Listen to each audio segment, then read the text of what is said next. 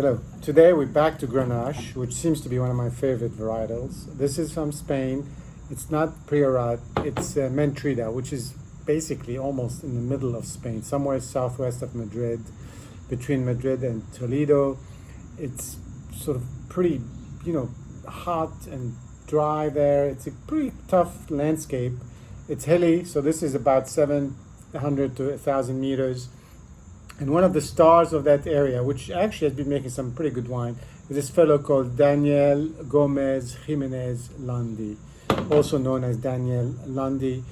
His family had been in the grape farming business for generations, but when his turn came, he decided to want to be in the wine business. So he took that on, even though, again, as we've seen before, in some of the regions of Spain, there are some really old vines.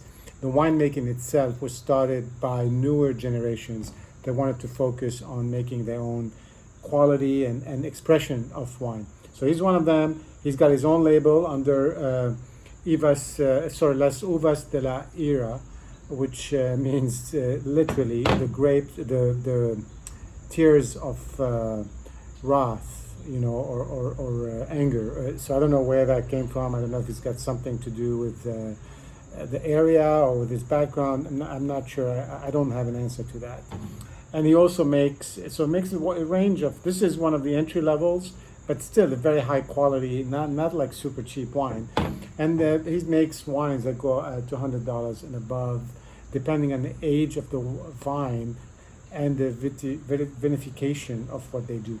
He also has a couple other labels that he's partnered with another winemaker called Garcia, his last name, and they make wines like Commando G and Las Rosas, Premier Cru. So again, very fine wines, very high quality that you would be able to find in the U.S. as well, maybe in the lower quantities.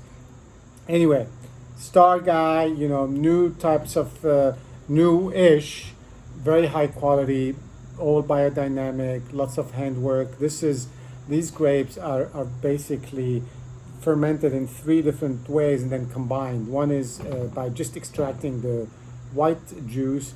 Another one is just regular maceration extraction.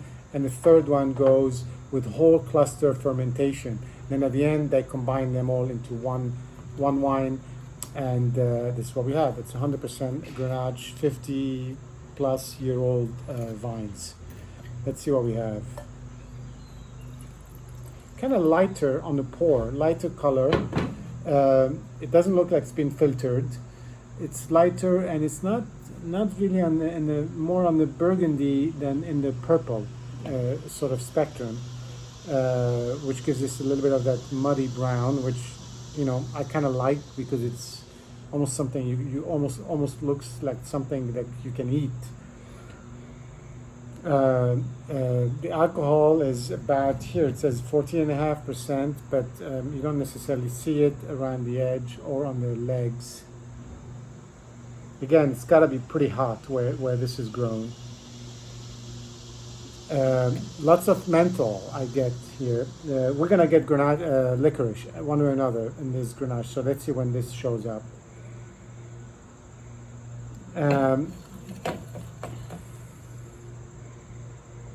A little bit of earthiness, not a lot of fruit yet. Maybe it just needs to open up a little more. I'm getting a little bit of the anise and licorice basically, but it's faint. And at the end of the day, are we gonna like it or not? I mean, I know we all look for all these different words and the different fruits and different smells.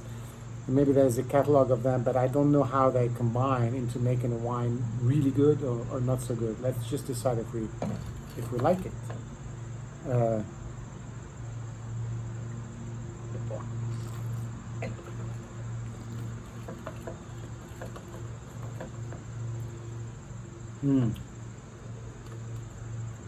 The finish is pretty tart, but again, as I've said before, I kind of like that tart and a little bit of sour cherry on the end. The attack is very mild. It's really after that it seems to develop. There is that more of an anise, kind of a sweeter than just licorice, although they're all very, very closely related. And the menthol, and it's just really, again, it's a granite soil.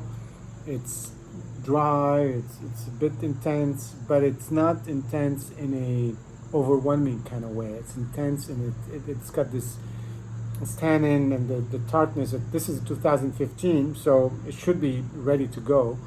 And it's just overall something that yesterday I drank this with dinner, and you always want more. Basically, it's the kind of wine that if you're eating and you're drinking at the same time, you're going to have a lot of it because it works really well with food, and the food helps the wine. The food helps the wine go easier, and then everybody's happy.